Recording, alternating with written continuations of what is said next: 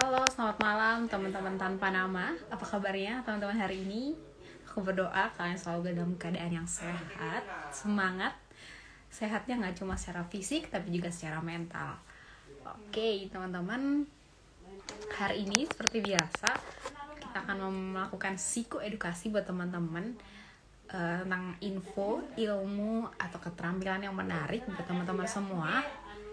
Nah, hari ini kita akan bahas tentang mindfulness gitu ya. Oke, aku ucapin selamat datang di Tanpa Nama Talk yang ke-30 gitu ya. Dan yang ke-30 nih, hari ini kita akan belajar tentang mindfulness. Mindfulness. Oke, kembali lagi bertemu dengan aku, Karenina, bagian dari Psikologi Tanpa Nama. Oke, kita akan tunggu teman-teman untuk narasumber kita datang.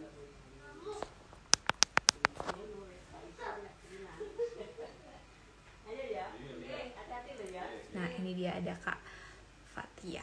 Oke, saya akan ya.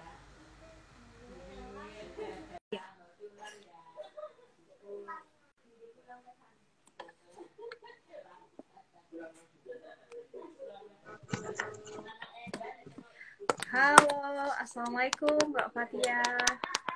Halo, Assalamualaikum. Ya, waalaikumsalam. Wow. Halo Kak Fatia, apa kabarnya Kak? Alhamdulillah, baik.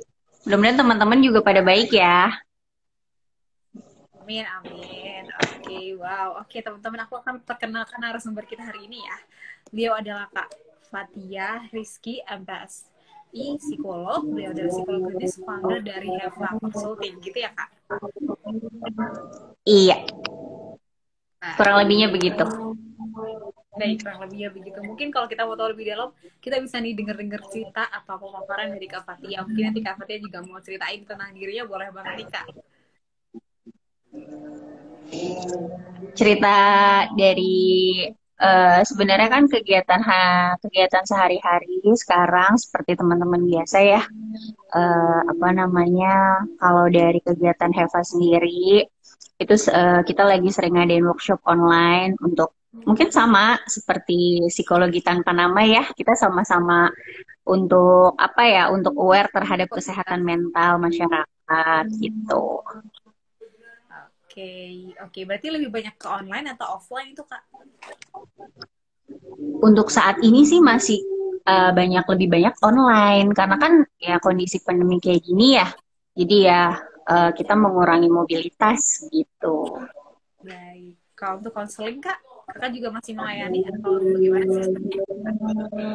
Kalau konseling sendiri kita masih ngelayanin secara online. Baru-baru ini sih karena PPKM sudah menurun, eh, ada beberapa yang sudah offline gitu. Tapi memang masih lebih banyak online-nya gitu. Oke, sebelum kita mulai nih Kak, boleh nggak sih Kakak share gitu? Berdampak nggak sih pandemi ini? Tadi kan Kakak bilang online pekerjaan jadi ke online. Berdampak nggak pandemi ini dalam kehidupan Kakak gitu? Kalau berdampak sebenarnya pasti kita semua berdampak ya gitu. Nggak cuma aku gitu kan, nggak cuma kita sebagai apa ya, sebagai orang-orang yang aware terhadap kesehatan mental. Bagi masyarakat yang lain juga pasti sangat berdampak gitu. Ya pertama sebenarnya sih adaptasi ya. Maksudnya kita tuh beradaptasi dengan perilaku-perilaku kita yang baru, yang biasanya secara sosial kita ketemu gitu kan, bisa langsung komunikasinya secara langsung gitu. Nah ini harus melalui online, harus Zoom dan semacamnya. Nah jadi ya kita juga dipaksa untuk bisa apa ya, untuk bisa berkomunikasi secara eh, menggunakan apa namanya keahlian kecanggihan-kecanggihan gitu. Jadi kita dipaksa untuk lebih apa ya, mungkin mengupgrade diri di bagian situnya. Paling itu sih gitu yang bikin apa ya, eh, beda dari sebelum pandeminya gitu. Oke, jadi dipaksa untuk adaptasi gitu ya Kak? Terpaksa untuk adaptasi sama Hmm, teknologi dan cara-cara komunikasi itu tadi. Oke, iya yes. gitu. Oke, tapi Kakak menikmati ya pandemi ini maksudnya kayak gitu? Kalau dibilang menikmati, kayaknya kita semua harus menikmati ya gitu. Karena kan memang pandemi ini di seluruh dunia ya. Jadi kita mau nggak mau ya kita harus bisa menikmati dan beradaptasi dengan segala kondisi yang ada gitu. Oke, mau nggak mau harus menikmati. Wah, ini adalah pembukaan yang bagus untuk topik kita hari ini, mindfulness. Apakah kaitannya dengan ini gitu ya? Teman-teman udah siap? Kita akan bahas nih ke inti dari topik kita hari ini. Boleh ya, Kak? Boleh, monggo. Oke, baik Kak. Kalau gitu sebenarnya apa sih yang dimaksud dengan mindfulness gitu? Oke, mungkin kita sedikit cerita dulu nih ya. Sebenarnya kan pada akhir-akhir ini nih mindfulness ini sangat amat populer ya, sangat amat naik daun nih kata-kata mindfulness ini gitu kan. Jadi banyak orang yang bilang tuh mindfulness itu tuh salah satu yang diperlukan nih pada saat zaman sekarang gitu kan. Kita kan zaman sekarang ini banyak banget distraksi ya, banyak banget gangguan-gangguan gitu kan. Di tengah pandemi, di tengah keadaan yang semakin apa ya, semakin ruwet gitu kan. Jadi orang-orang tuh berpikir bahwa apa namanya mindfulness ini tuh apa ya yang manusia butuhkan untuk bisa tetap sadar nih, untuk bisa tetap kuat untuk melewati segala kondisi yang ada saat ini gitu kan. Sebenarnya kan mindfulness ini sudah lama ya, sudah dari abad ke-15 itu sudah menjadi salah satu praktik nih yang berasal dari agama Buddha kuno. Itu sebenarnya sudah ada tuh mindfulness. Dia tuh fokusnya itu mencapai kehidupan harmonis antara diri sendiri dan lingkungan gitu. Jadi kita bisa bilang tuh mindfulness itu sebenarnya singkatnya itu adalah kesadaran penuh atau kita sepenuhnya sadar gitu loh. Sepenuhnya sadar dengan kondisi kita sekarang. Jadi ada apa namanya salah satu profesor ya dari Fakultas Kedokteran Universitas Massachusetts namanya John Kabat-Zinn. Beliau tuh pernah bilang memang penelitian yang paling apa ya, yang paling populer itu memang tentang mindfulness. Nah, itu beliau pernah bilang mindfulness means paying attention in particular way. Jadi ada tiga nih, on purpose, in the present moment, sama non-judgmental. Jadi ini digabung nih untuk bisa jadi si mindfulness ini gitu kan. Jadi mindfulness ini kan kuncinya sebenarnya kita itu menaruh perhatian atau atensi dengan cara tertentu nih di keadaan tadi on purpose, terus in the present moment, sama non-judgmentally. Nah, on purpose-nya itu apa? Jadi tentang mindfulness ini kan tentang memberikan perhatian secara sengaja. Artinya memang kita sengaja nih untuk memperhatikan apa yang sedang kita lakukan sekarang, gitu kan. Contohnya kayak kita live IG nih sekarang. Mungkin kan teman-teman banyak yang nonton nih, gitu kan. Nah, jadi teman-teman ini menonton kita live IG ini sadar nggak sih sebenarnya sepenuhnya dengan tontonan ini gitu, atau secara otomatis aja nih, oh lagi live kita tonton deh gitu, tapi sebenarnya teman-teman tuh nggak fokus dengan apa yang kita bahas dan semacamnya kan. Memang keseringan seperti itu ya pada zaman-zaman sekarang. Nah, terus in the present moment tuh apa? In the present momentnya itu adalah mindfulness ini tentang apa yang sedang kita lakukan sekarang gitu kan, tentang apa yang kita lakukan di masa ini gitu, di saat ini. Jadi misalnya makan, aku ambil contoh makan. Kalau kita lihat zaman sekarang gitu kan, orang-orang itu kalau makan pasti sambil main handphone, pasti sambil main gadget gitu kan. Nah, itu tuh sebenarnya jadi dia nggak fokus ke apa yang sedang dia lakukan saat itu gitu. Dia fokusnya terpecah ke handphone. Nah, terus yang ketiga apa? Non-judgmental gitu kan. Jadi si mindfulness ini itu tidak boleh nih kita melabeli apapun yang sedang ada di depan kita. Jadi itu satu kesatuan tuh. Jadi mindfulness itu sebuah keadaan nih, sebuah keadaan di mana kita hadir seutuhnya saat ini dalam keadaan yang fokus dan sepenuhnya sadar. Kurang lebihnya seperti itu. Singkatnya itu ya, jadi mindfulness itu kita sadar sepenuhnya dengan apa yang sedang kita lakukan sekarang, begitu. Oke, wow, menarik sekali tuh. Ada sejarahnya dari dari abad 15 ya Kak, justru sudah lama. Dan sekarang emang lagi booming banget, gitu booming lagi. Dan itu tentang kesadaran sepenuhnya atas apa yang kita lakukan. Dari tiga hal juga yang Kakak udah sebut gitu. Itu artinya mindfulness. Nah, teman-teman yang ada di sini, apakah ada pertanyaan nih tentang mindfulness? Oh, berarti apa enggak? Ini termasuk nggak Kak? Ini enggak ya, kayak gitu. Itu bisa teman-teman tanyain, bisa langsung tulis di bawah. Nanti kita akan bahas bareng-bareng entah di sesi Q&A atau nanti berlanjut gitu langsung ya kalau memang itu terkait dengan pembahasan. Tadi Kak Fatia udah sempet singgung nih ketika kita makan dan kita main HP. Nah, itu ditunjukkan atau ditandai sebagai hal yang kurang mindful gitu kan ya Kak. Nah, sekarang Kak, apa sih emang pentingnya kita punya mindfulness gitu? Apa sih manfaat yang kita dapat kalau kita hidupnya mindful gitu? Oke, sebenarnya kan kalau kita hidupnya mindful, kita sadar sepenuhnya dengan apa yang sedang kita lakukan, apa yang sedang kita jalani, gitu, kita aware gitu kan terhadap lingkungan kita sekitar. Manfaatnya itu sangat amat banyak sebenarnya. Yang pertama itu ya kita bisa mengurangi stres. Karena kan kalau kita fokus pada saat kita sekarang gitu, pikiran kita tuh nggak melayang-melayang nih, nggak melayang ke masa lalu atau masa depan yang belum tentu kita alami gitu kan. Jadi pastinya mengurangi stres, mengurangi kecemasan yang ada. Nanti hasilnya ketika kita bisa fokus mengerjakan sesuatu, terutama dalam bekerja, kita nggak melayang-melayang pikirannya apa namanya ketika bekerja ya bekerja gitu. Akhirnya menimbulkan kinerja yang baik gitu kan. Akhirnya menjadi apa ya kreativitasnya bertambah gitu. Lalu bisa juga meningkatkan apa namanya relasi nih hubungan antara rekan kerja gitu kan. Dan kita juga pastinya bisa lebih aware ya, bisa lebih aware terhadap lingkungan sekitar ketika kita fokus gitu. Ketika kita fokus sama satu hal yang sedang kita lakukan, itu bisa membuat kita menjadi lebih peka terhadap lingkungan begitu.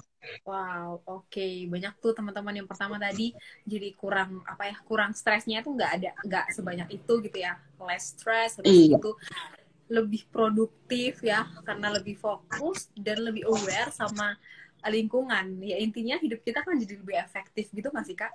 Kalau kita mindful. Yes, hidup kita jadi lebih efektif, jadi bisa lebih produktif gitu.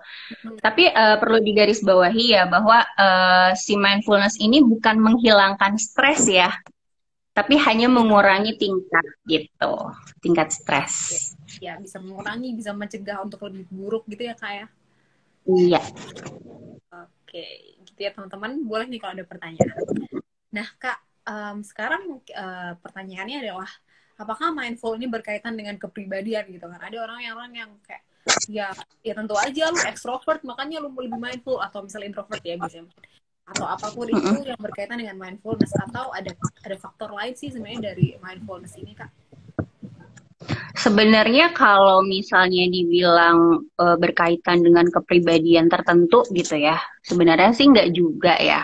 Cuma lebih kepada apa ya? Mungkin lebih kepada tipe tipe orang itu seperti apa gitu. Misalnya orang yang sangat hati-hati gitu kan. Orang yang terlalu sangat hati-hati itu pasti mindfulnya tuh nggak tinggi. Karena pasti dia itu apa ya? Takut gitu, takut sehingga sulit untuk menyesuaikan dirinya gitu. Atau orang yang bisa beradaptasi nih, orang yang pinter untuk beradaptasi itu pasti apa namanya kemungkinan mindfulness-nya itu tinggi gitu.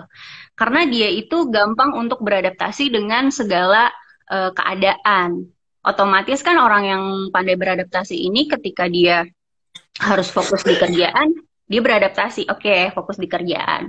Ketika dia harus fokus ke hal yang lain, dia juga akan mudah beradaptasi untuk fokus ke hal yang lain. Lalu misalnya orang yang cuek gitu kan, tipe-tipe orang yang cuek, itu mungkin juga apa ya?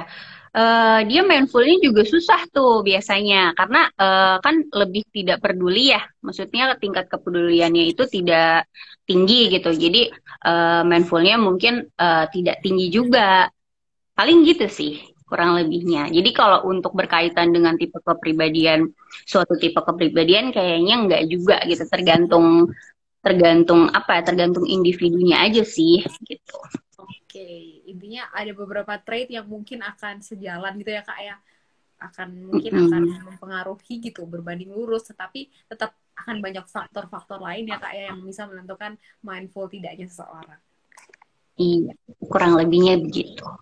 Baik Kak, kalau gitu apakah faktor lain ini termasuk juga dengan lingkungan ya Kak? Karena kan apa ya, ada orang-orang yang mungkin di lingkungannya sistemnya atau mungkin lingkungannya cukup menuntut tinggi atau dia sedang dalam fase hidup yang misalnya sedang apa ya dituntut untuk ini dan itu, apakah itu berpengaruh terhadap mindful tidaknya seseorang? Mungkin ada pengaruhnya karena biasanya kan orang contohnya misalnya kita dituntut di kerjaan untuk tetap bisa apa ya, biasanya kan sekarang banyak yang double job gitu ya, misalnya dia kerjain ini dia juga harus kerjain ini gitu ya, memang itu apa ya, bisa mengganggu mindful ya gitu, tapi tergantung balik lagi ke dalam diri individu itu, ketika dia memang berusaha untuk bisa mindful, latihan mindful. Sebenarnya kan mindfulness ini hanya perlu latihan ya, hanya perlu dilatih di setiap harinya. Nggak perlu waktunya tuh nggak perlu banyak gitu, tapi yang penting rutin dilakukan. Sebenarnya itu kalau orang itu individu itu rutin untuk melakukan mindful, dirasa sih bisa teratasi ya untuk tuntutan lingkungan. Gitu. Oke, baik, baik. Justru orang mindful akan bisa mengatasi tuntutan lingkungan dan kondisi-kondisi lain gitu ya, Iya. Kak. Oke, Kak, kalau gitu sekarang apa sih sebenarnya tanda-tanda kalau seseorang gitu, mungkin ini kita bisa teman kita, atau mungkin kita koreksi ke diri kita, apakah kita ini mindful, Kak? Tanda-tandanya apa aja ya? Tanda-tandanya itu mungkin sama ya seperti yang tadi. Sebenarnya tanda-tandanya itu kan yang pertama tingkat stresnya tidak tinggi ya. Hmm, Lalu biasanya orang-orang yang sudah apa mindful, sudah sadar gitu, sudah fokus, itu biasanya kalau dia mengeluarkan emosi, misalnya dia marah gitu, itu tuh tidak seperti orang-orang yang tidak mindful. Jadi kalau dia menghadapi emosi marah, itu biasanya bisa lebih bijaksana nih, lebih bijaksana untuk bisa memilih marahnya tuh harus seperti apa gitu. Karena kan sebenarnya ya, marah itu, emosi marah itu kan tidak harus dikeluarkan dengan berkata kasar. Karena kan biasanya kita identik tuh ya kalau marah, oh ngomongnya keras gitu, bentak-bentak, terus kasar gitu kan. Nah mungkin kalau orang-orang yang mindful ini, dia lebih bisa, lebih bijaksana untuk memilih, oke marah gitu, marahnya tuh harus seperti apa. Sebenarnya kan marah itu nggak perlu teriak-teriak gitu, marah itu nggak perlu ngomong-ngomong kasar, tapi ketika kita bilang, saya marah loh, gitu. Sebenarnya itu juga sudah cukup untuk menunjukkan bahwa kita marah gitu. Jadi mungkin itu ya, apa namanya, bisa lebih bijaksana dalam mengontrol emosi, mengeluarkannya. Lalu juga bisa punya banyak pilihan nih ketika dia menghadapi suatu masalah tuh, dia punya banyak pilihan untuk menyelesaikan masalah itu. Gitu sih. baik, baik. Berarti dia akan lebih bijaksana gitu ya. Dan intinya tidak lebih reaktif ya Kak ya. Artinya kan mungkin orang mindful dan tidak mindful akan punya, bisa jadi punya masalah yang sama. Tapi bedanya orang mindful nggak akan lebih reaktif, nggak akan tidak terkontrol dalam meledak-ledak gitu ya Kak. Iya, orang yang mindful mungkin akan tetap fokus nih kepada apa namanya masalah yang sedang dihadapi dan jalan keluarnya, gitu sih. Oke, great. Oke, apakah suara saya terdengar cukup jelas dan keras, teman-teman dan Kak Fatia? Jelas sih, di aku jelas. Oke, ya, terima kasih Kak. Oke, kalau gitu Kak, boleh kok sekarang lebih detailnya apa sih Kak contoh tindakan yang mindful dan tindakan yang enggak gitu, biar teman-teman mungkin lebih sadar untuk bisa ngarah nih ke mindful tuh gimana kayak gitu. Mungkin sebenarnya kita bisa ngambil dari contoh-contoh yang simple ya. Kayak misalnya kita bisa mulai menerapkan mindful itu dengan tadi, misalnya makan gitu kan. Kita bisa nih mulai ketika kita makan, itu kita benar-benar menikmati makanan kita gitu, apa yang kita makan gitu. Tanpa berpikir bahwa oke, nanti nanti sore kita makan apa ya gitu, besok makan apa ya gitu. Itu. Terus kedua, ketika kita berada di lingkungan sosial, kita bisa nih mulai mindful sosial kita. Misalnya dengan cara ketika kita mendengarkan orang gitu, misalnya teman kita ngomong nih gitu kan, terus kita benar-benar apa ya, memperhatikan gitu. Kita benar-benar fokus dengan apa yang mereka bicarakan gitu. Karena kan sekarang itu kebanyakan diajak ngomong tapi diem gitu kan, diem. Ternyata nggak ada di situ nih orang ini gitu, cuma raganya aja yang di situ, tapi pikirannya kemana-mana. Sebenarnya sih bisa dimulai dengan hal-hal kecil ya, seperti makan tadi, terus ketika kita di lingkungan sosial, terus ketika kita beristirahat gitu ya, kita benar-benar istirahat. Sebenarnya gitu sih, hal-hal kecil bisa kita mulai dari situ, gitu. Oke, dimulai dari pikiran yang tidak bercabang ya kak ya, hadir sepenuhnya di momen Mm-mm. saat ini gitu. Itu tuh Yes. teman-teman. Coba sih teman-teman lihat kebanyakan teman-teman kayak gimana nih gitu ya. Boleh lo sharing di bawah. Apakah kalian lebih banyak melakukan perilaku-perilaku yang kurang mindful selama ini gitu ya. Contohnya aku sih, mungkin aku juga kalau waktu makan itu ada kayak mindful eating ya kak ya. Ada istilah itu nggak sih Mm-mm. sekarang gitu.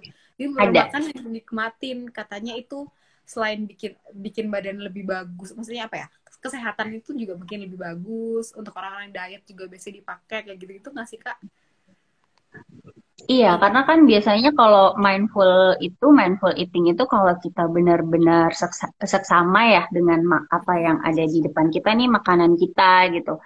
Itu ya mungkin lebih lebih sehat ya. Maksudnya kita fokus terhadap makanan kan memang sebenarnya kan kalau kata orang-orang zaman dulu kita nggak boleh nih kalau sedang makan itu nggak memperhatikan rezeki yang ada gitu kan. Nah, jadi Yes. memang mindful eating itu dimulai dari hal-hal yang seperti makan itu sangat diperlukan sih untuk kita bisa membangun mindfulness ini, gitu. Oke, baik. Terima kasih. Nah, itu yang mungkin agak sulit sama aku gitu ya. Aku kalau makan tuh kalau nggak mikir, karena makan sama harus nonton drakor kayak gitu-gitu kak, kayak gitu aku teman-teman. Nah, mulai Ya, sekarang mungkin bisa bisa mulai dilatih tuh ya dari makan. makan yang simpel itu aja ternyata perlu kita evaluasi gitu teman-teman. Nah, aku juga mau nih berkomitmen setelah ini karena ternyata manfaatnya mindfulness itu bagus banget untuk kehidupan kita, nggak cuma hari ini tapi kedepannya ya kak ya. Mungkin hasilnya nggak ketahuan sekarang nih, tapi nanti ke depan itu akan berdampak banget kayak gitu teman-teman. Hmm. Oke, sekarang Kak, apa aja sih Kak faktor-faktor yang bisa menggagalkan rencana kita untuk jadi mindful gitu? Karena kan kayak aku tadi berencana untuk lebih mindful nih setelah ini. Apa aja sih Kak tantangan-tantangan kita gitu, faktor-faktor yang bisa menggagalkan ya? Sebenarnya faktor yang bisa sangat besar untuk menggagalkan itu internal ya, internal diri kita sendiri gitu kan. Sebenarnya ketika kita memang sadar bahwa mindful ini sangat amat bermanfaat gitu, sangat amat penting. Sebenarnya kan yang paling susah itu dirubah memang diri sendiri ya, diri sendiri. Sebenarnya kalau tuntutan lingkungan atau tuntutan pekerjaan dan lain sebagainya itu ketika kita bisa mengontrol internal kita untuk kita bisa mindful, sebenarnya itu nggak akan jadi kendala sih gitu. Jadi memang tingkat awal yang kita harus jalani gitu kan, harus supaya kita bisa mindful, ya dimulai dari kita sendiri nih gitu kan sebagai penghalangnya. Jadi untuk kita bisa lebih sadar gitu, lebih aware bahwa oh iya oke kita harus mindful nih, kita harus fokus, kita harus hidupnya itu harus yang sekarang nih, sekarang yang kita lakuin. Sebenarnya kan kalau pikiran-pikiran ke masa lalu itu kan wajar ya kalau manusia seperti itu. Tapi mindful ini kan bagaimana kita bisa menarik diri kita lagi nih ketika kita udah kemana-mana gitu kan pikirannya. Oke, cukup kita tarik lagi nih, oh ya sekarang sedang bekerja, fokus pada kerjaan, gitu sih. Jadi ya faktor internal itu dulu nih yang kita harus apa ya, harus latih kali ya untuk supaya bisa mindful gitu. Oke, faktor internal gitu ya. Faktor internal adalah faktor pertama dan utama mungkin ya yang harus kita Mm-mm. harus dilatih biar kita bisa jadi lebih mindful. Oke, thanks Kak. Oke teman-teman, selanjutnya nih Kak yang mungkin aku tanyain, um, sekarang kalau sesuai dengan judul kita hari ini ya, di poster juga udah disebarin gitu. Dan tadi kakak juga sempat bilang bahwa hidup kita akan jadi lebih efektif tuh kalau kita punya mindfulness. Apa sih kak kaitannya mindfulness ini dengan apa ya, hidup yang lebih bahagia gitu? Kenapa itu, apakah itu berhubungan dan gimana gitu? Oke, kalau itu dibilang berhubungan nggak sih sama kita mindful nih, hidup kita jadi bahagia.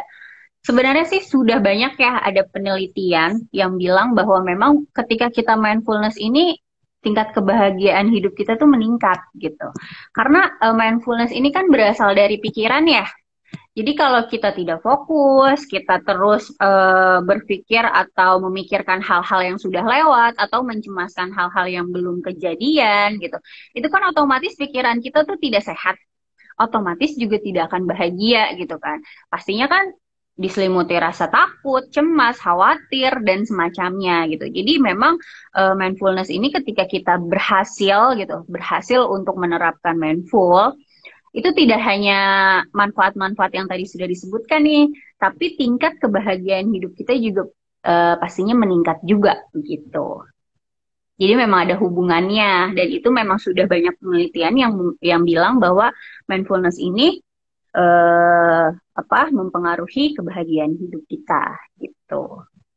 Baik, berarti sudah teruji secara ilmiah gitu ya kak ya, bahwa memang Mm-mm. mindfulness ini loh berpengaruh terhadap kebahagiaan kita, atau bisa dibilang mungkin kunci kebahagiaan kita kali ya kak, karena tadi kan itu kaitannya dengan internal gitu kan, kesadaran kita, terus bagaimana kita beradaptasi terhadap kehidupan yang sedang kita jalani gitu kan. Jadi mindfulness itu ternyata kayaknya aku bilang bisa dibilang kunci nggak sih kak, kunci kebahagiaan di zaman ini gitu.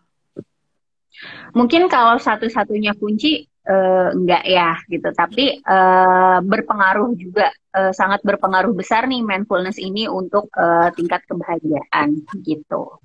Sangat berpengaruh. Oke, terima kasih kak. Oke, nah sekarang sebelum kita akan bahas tips-tips untuk jadi mindful, teman-teman di sini apakah ada yang mau bertanya gitu ya terkait tadi yang sudah kita bahas, atau mau curhat-curhat juga boleh tentang mindfulness? Gimana? Atau sebelum kita bahas tips nih kak, dari Kak Fatia ada yang mau ditambahkan? Sebenarnya sih kalau tambahan dari aku sebenarnya sangat amat penting ya kita untuk bisa menerapkan mindful ini karena selain manfaatnya banyak juga bisa meningkatkan tadi kebahagiaan hidup kita, kualitas hidup kita dan pastinya hubungan kita dengan lingkungan, dengan orang-orang di sekitar kita juga pasti akan menjadi lebih baik gitu sih. Wow, oke. Jadi manfaatnya kalau kita mindful tuh nggak cuma ke diri kita, tapi juga orang-orang sekitar kita gitu ya kak? Iya, pastinya dong. Ketika kita bisa fokus, kita bisa peka gitu kan terhadap lingkungan, pastinya hubungan kita dengan lingkungan juga pasti baik gitu, menjadi baik dibandingkan kita tidak fokus tadi ya, Ya, gitu. oke, great. Ya, gimana teman-teman? Apakah ada pertanyaan terkait mindfulness? Kalau belum ada, coba sih Kak Fatia kasih tips-tips ke kita gimana sih cara kita untuk bisa, atau cara kita untuk melatih diri kita untuk menjadi lebih mindful. Oke. Eh, Sebenarnya tipsnya mudah ya. Mindfulness ini kan melatihnya sebenarnya sangat mudah. Mudah-mudah susah sih. Kalau orang yang bisa meluangkan waktunya untuk setiap hari sekitar 5 sampai 10 menit itu udah oke banget nih untuk kita bisa melatih mindful kita gitu. Sebenarnya caranya gampang. Ini kan mindful ini berhubungan dengan olah nafas ya, dengan olah nafas. Jadi sebenarnya teman-teman bisa nih meluangkan waktu 5 sampai 10 menitan entah bangun tidur atau sebelum tidur kan kalau di tengah-tengah rutinitas kayaknya agak susah ya untuk kita bisa berlatih mindful gitu. Tapi kalau teman-teman punya waktu ketika bangun tidur atau sebelum tidur boleh diluangin waktu 5 sampai 10 menit. Sebenarnya sih kita tinggal duduk aja nih. Kita nggak perlu kayak bantal atau alat-alat yang lain. Kita cukup duduk, kita ngerasain nih hembusan nafas kita. Kita tarik nafas, kita buang nafas. Nah, pasti kan pada saat kita bernafas itu, kita merasakan nafas kita itu pasti pikiran kita melayang. Itu lumrah banget tuh kejadian gitu. Pasti kita mikirnya, oke besok kerjaan A, B, C, D, E gitu kan. Oke besok harus ini, harus itu gitu.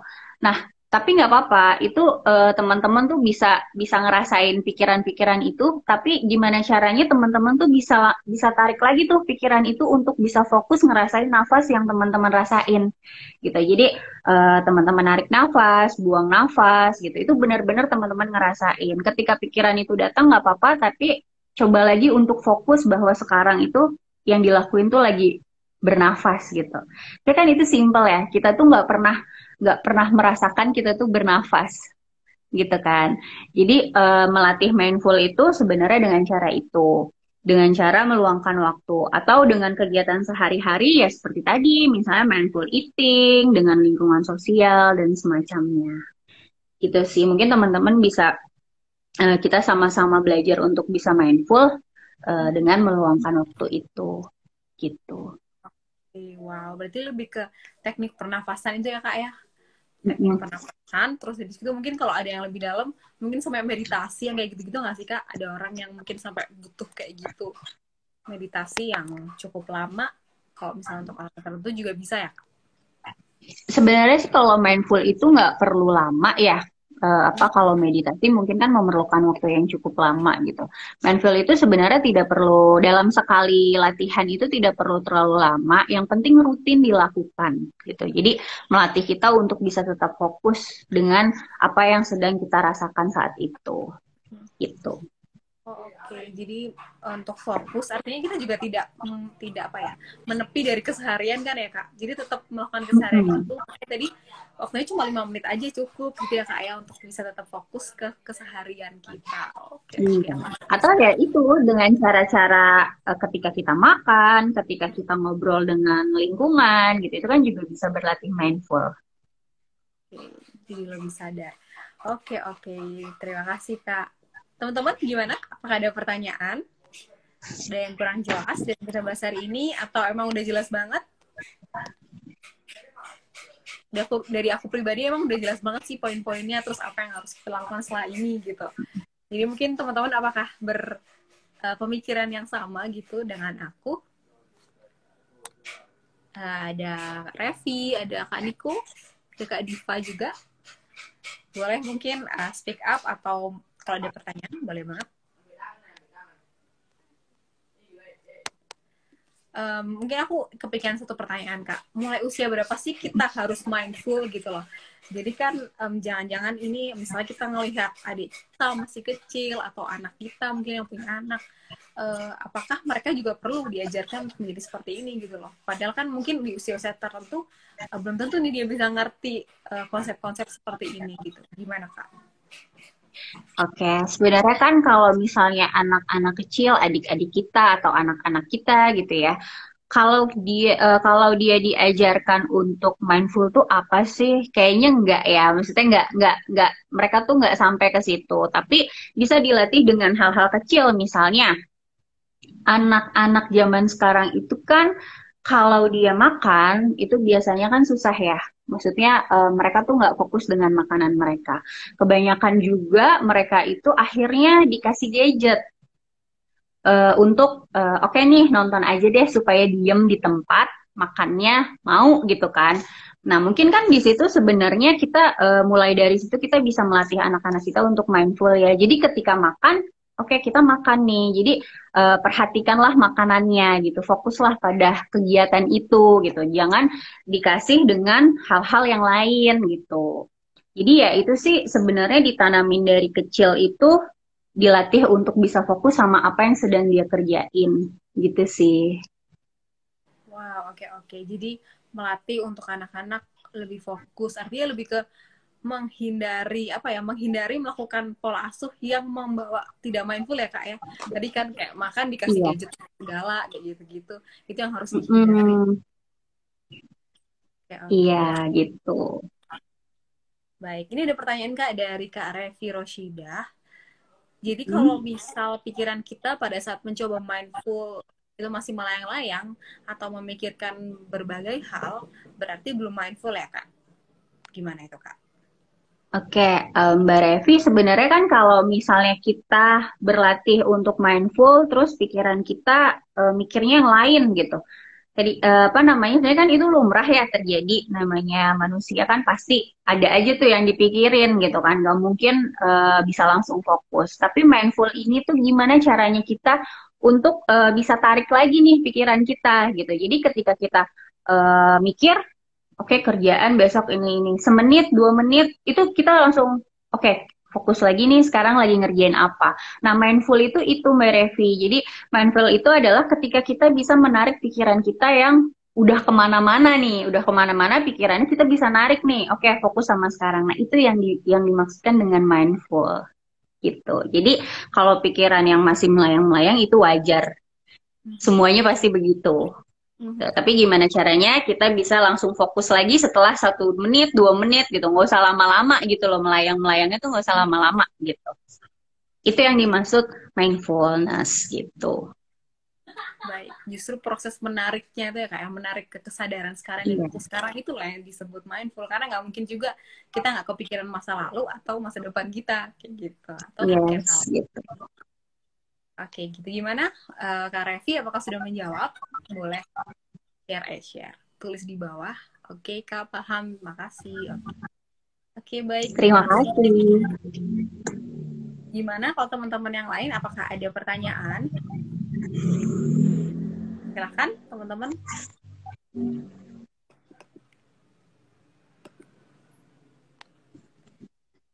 Oke, kalau gitu Kak, kalau emang ada yang nanya lagi, kayak emang udah jelas banget ya.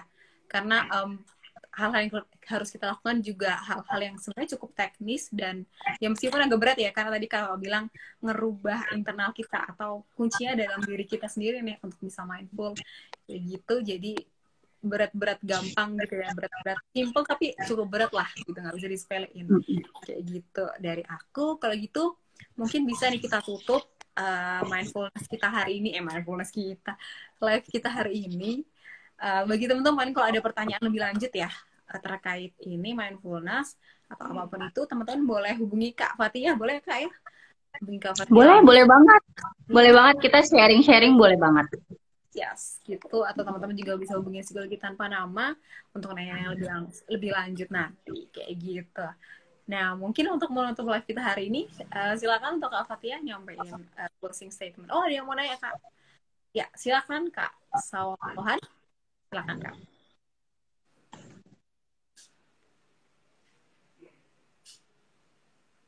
Sudah buat komitmen kali ya, Kak Revi nih? Sudah buat konsisten? Atau emang lebih konsisten gimana, Kak Revi? Oke, kita tunggu Kak Sawahan ada pertanyaan gitu ya. Gitu ya, teman-teman. Kak Fatia, sambil nunggu, apakah ada yang mau disampaikan terkait apa tambahan-tambahannya gitu? Ya, yang penting tambahannya tuh kita harus tetap bisa konsisten sih. Bener nih kata Kak Revi ya. Kak Revi, kita memang harus konsisten nih untuk menerapkan mindful ini gitu supaya ya balik lagi manfaatnya bisa kita banyak ambil gitu dari ini.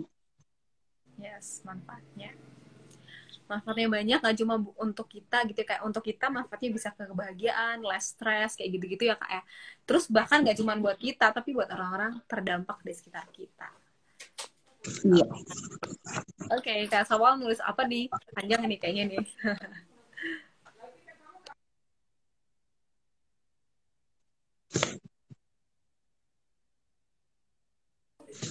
Iya, susah ya, susah untuk konsisten kata Kak Revi. Kak Revi udah ini nggak, tapi udah berapa lama nih nyoba mindfulness, prinsip-prinsip mindfulness? Bisa sharing mungkin?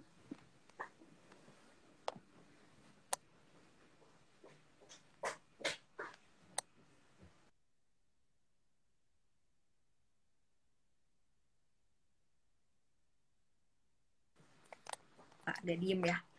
Nah Kak, sebenarnya mindfulness ini kira-kira apa ya? Kapan ya mindfulness ini bisa kita apa namanya? bisa kita panen gitu loh. Maksudnya kita kapan kita tahu kalau misalnya mindfulness yang kita jalankan itu berhasil. Oke, mindfulness ini kapan sih bisa kita panen? Tentunya nggak langsung ya, ketika kita berlatih sekali, terus kita langsung mindful gitu, langsung fokus, langsung kayak semuanya tuh butuh proses juga gitu kan, nggak mungkin dalam sekali latihan langsung mindful.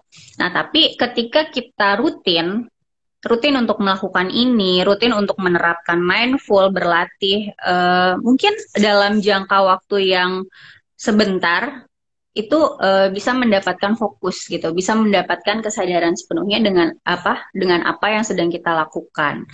Tapi itu kan sebenarnya mindful itu memang harus terus dilatih ya. Jadi nggak bisa ketika kita sudah mindful, udah gitu, latihan mindfulnya gitu. Nah pasti namanya manusia wajar nih, nanti akan balik lagi nih dengan tuntutan pekerjaan, tuntutan lingkungan, itu pasti balik lagi untuk gak fokus gitu. Jadi sebenarnya mindfulness ini memang perlu dilatih aja sih setiap hari gitu, supaya kita terus bisa apa namanya mindful ini, kita bisa sadar sepenuhnya dengan apa yang sedang kita lakukan ini gitu. Jadi tidak ada patokan kapan kita bisa berhasil gitu. Jadi ya memang harus dilatih setiap hari sih gitu.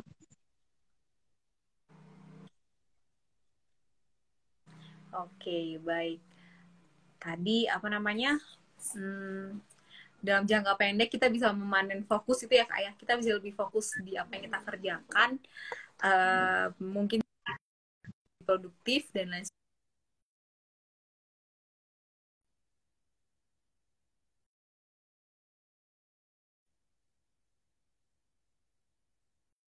terus melatih karena beda kondisi kita akan beda juga nih tuntutan atau apa ya tuntutan hidup yang bikin kita jadi nggak kurang mindful lagi nih